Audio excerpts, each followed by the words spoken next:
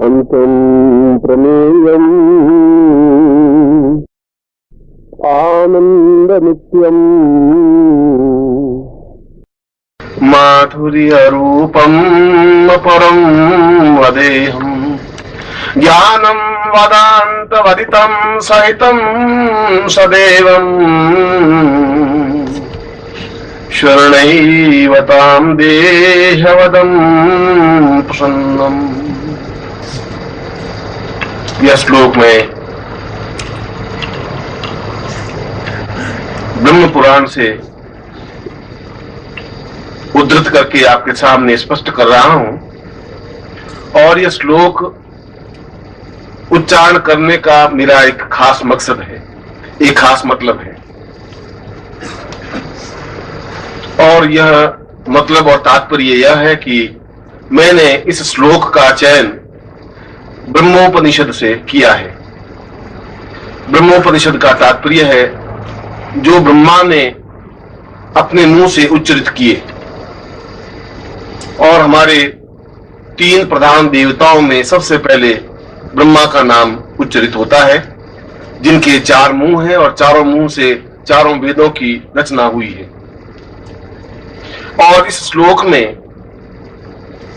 ब्रह्मा ने स्वर्ण देहा अप्सरा का आह्वान करते हुए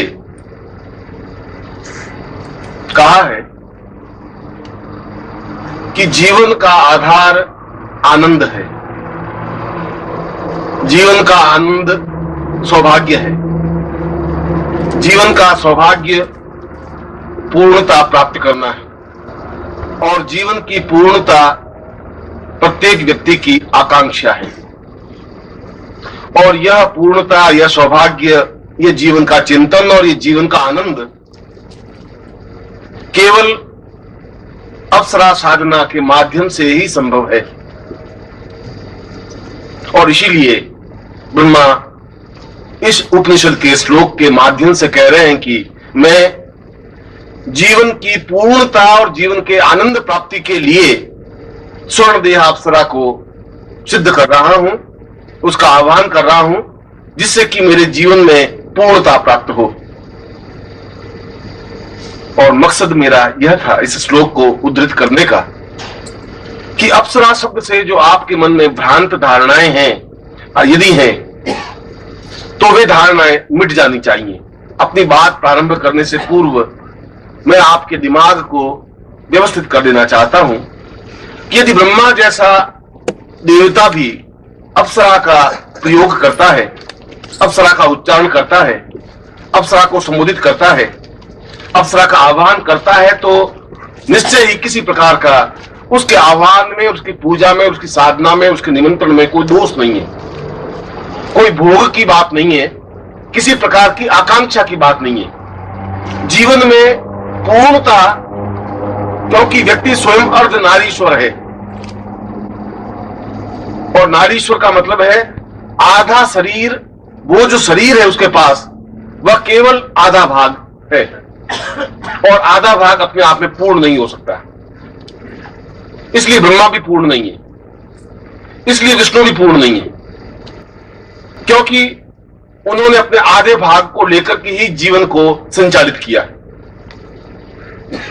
भगवान शिव एकमात्र ऐसे देवता रहे जिन्होंने आधे भाग, यदि उसके पास पुरुषत्व का था, तो उन्होंने आधे भाग में नारी रूप की कल्पना भी की और फिर अर्धनारीश्वर शब्द से संबोधित हुए। अप्सरा की साधना करना, अप्सरा को आह्वान करना किसी प्रकार की व्यभिचार या किसी प्रकार का दोष या किसी प्रकार की न्यूनता नहीं है। मैं एक देवता नहीं और 20 उपनिषदों के उद्धरण आपके सामने व्यक्त कर सकता हूं और वशिष्ठ से लगा करके अत्रि तक और पुरुष से लगा करके कणाद तक सभी ऋषियों ने और सभी महर्षियों ने यदि अप्सरा साधना को प्राधान्यता दी है, तो उनके देने के पीछे अभिष्ट लक्ष्य यह था कि जीवन में एक आनंद की अनुभूति हो सके। देह सुख की अनुभूति के लिए साधना नहीं की, क्योंकि अप्सरा साधना करने से गृहस्थ में कोई न्यूनता नहीं आ सकती। अप्सरा कोई पत्नी का स्थान ग्रहण नहीं कर सकती, अप्सरा कोई बहन का स्थान ग्रहण नहीं कर सकती, अप्सरा कोई पुत्री का स्थान ग्रहण नहीं कर सकती। अप्सरा तो केवल एक मार्गदर्शिका के रूप का स्थान ग्रहण कर सकती है, आपको बराबर गतिशील दे सके, आपके जीवन में एक हलचल मचा सके, आपके इस मुर्दा शरीर में प्राण फूंक सके, तुम्हें मार्गदर्शन दे सके। जहां तुम उलझ जाओ, जहां तुम्हारी परेशानी आ जाए, जहां तुम्हारी बाधाएं आ जाए, जहां तुम्हें कोई रास्ता नहीं सूझ रहा हो, वहां तुम्हें रास्ता बता सके। इसीलिए अप्सरा को 4 रूपों में स्पष्ट कहा है कि अप्सरा साधना से, अप्सरा जब भोजन कराती है तो बिल्कुल मां की तरह बन करके भोजन कराती है। मात्रवत भोजनई वही च अप्सराम वाम प्रदायते। जैसे मां अपने पुत्र को अत्यंत प्यार के साथ भोजन कराती है, ठीक उसी रूप में वह साधक को भोजन कराती है और प्रेमिका के रूप में उसको आनंद प्रदान करती है। आनंद की अनुभूति मित्र के माध्यम से प्राप्त हो सकती है और इसीलिए अप्सरा को मित्र के रूप में ही एहसास किया है, पुरुष के लिए भी, स्त्री के लिए भी। स्त्री उस साधना को करके एक अपना मित्र प्राप्त कर सकती है, पुरुष भी उसकी साधना को करके और एक मित्र के रूप में प्राप्त कर सकता है। उस मित्र में और उस मित्रवत व्यवहार में किसी प्रकार की आंख में न्यूनता नहीं है। अगर आंख गड़बड़ है तो फिर आपकी गड़बड़ है, उसकी आंख में कोई न्यूनता नहीं है, गंदगी नहीं है।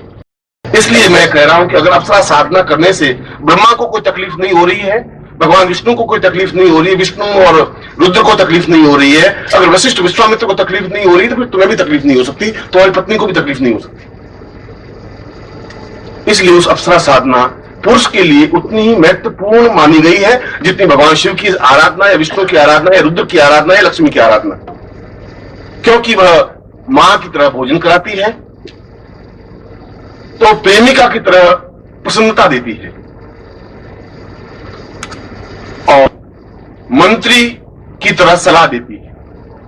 राजाओं के यहां मंत्री होते थे, वो सलाह देते थे कि ये काम उचित नहीं है, ऐसा काम उचित है।